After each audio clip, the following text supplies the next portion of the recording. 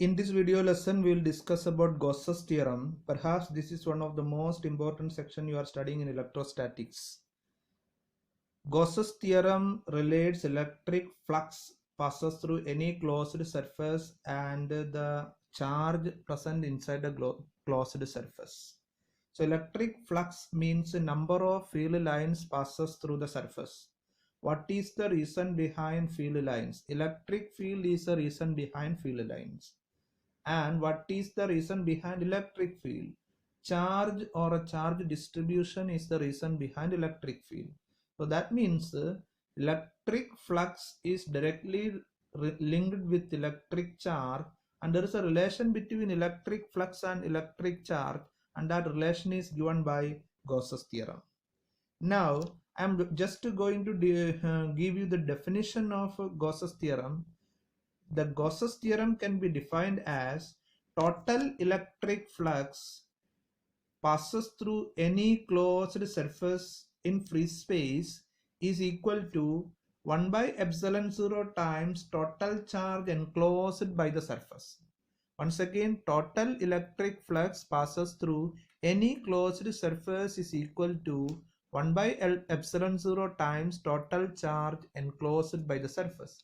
In the previous video lesson, we studied what is the equation for total flux. Total flux phi is equal to surface integral of E dot ds. This sign indicates that this particular surface is a closed surface. Gauss's theorem is applicable for a closed surface only. That means total electric flux phi is equal to integral of E dot ds is equal to 1 by epsilon 0 times charge enclosed within the surface. So this equation gives the mathematical representation of Gauss's theorem. Now, if the charges are not placed in air or free space or vacuum, instead of that, if the charges are placed in a medium of relative permittivity epsilon r or dielectric constant epsilon r or k, then the flux can be written as phi is equal to integral of E dot ds is equal to 1 by epsilon 0 epsilon r times q enclosed.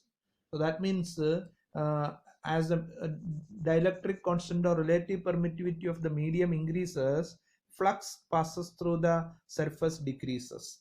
So I am going to explain what I said using a particular figure. Let us consider a charge distribution Q1, Q2, minus Q3, minus Q4, Q5 and Q6 are the system of charges or different charges in a particular region. Now I am considering a Gaussian surface. Gaussian surface means a particular surface in which Gauss's theorem can be applied.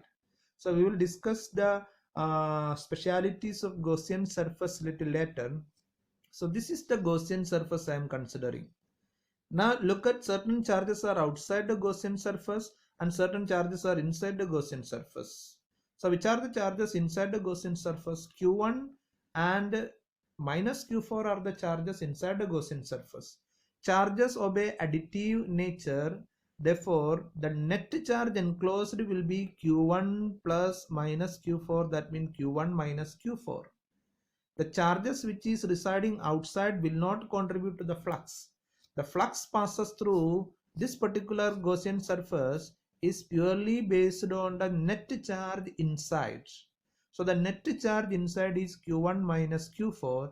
Then according to Gauss's theorem, the flux phi is equal to surface integral of electric field E dot ds is equal to 1 by epsilon 0 times the net charge. The net charge is nothing but Q1 minus Q4. Now let us prove this particular Gauss's theorem. It's very important. In order to prove, we are going to take a point charge. A point charge, fixed point charge is there.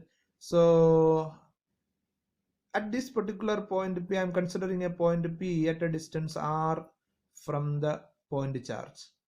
So in order to apply Gauss's theorem, I have to construct a Gaussian surface. So the Gaussian surface must have the same shape as that of the charge distribution inside. Here the charge distribution is a spherical point charge. So I have to construct a spherical Gaussian surface. So I constructed a spherical Gaussian surface. So at this point P, I am constructing a small elemental area also. So this ds is the small elemental area. We already studied if there is an area, the area vector will be perpendicular to the area. Now look at this point. Due to this particular point charge, there exists an electric field also. So what will be the direction of electric field? This will be the direction of electric field. So what happened is electric field and area vector become parallel to each other. Now what is the flux passes through this particular area vector? Sorry, area ds. So we already studied the flux passes through the small area ds will be d phi is equal to E dot ds. So this is the flux passes through the small area vector. Number of field lines passes through the small area ds is equal to d phi, that is equal to E dot ds. Now my question is, what is the total flux passes through the entire Gaussian sphere? So this sphere I can draw like this. Now question is, what is the total flux passes through the entire sphere? The total flux passes through the entire sphere is obtained by the method of integration. Phi is equal to integral of surface integral of E dot ds. Now what is the angle between E and ds? Angle between E and ds is nothing but 0. Therefore I can write phi is equal to integral of E ds cos of theta. Here theta is equal to 0. Therefore cos of 0 is equal to 1. Therefore this equation can be written as total flux through the entire sphere is equal to integral of E ds. Now one thing is very clear. All the points on the sphere is equidistant from this charge, because this charge is kept at the center.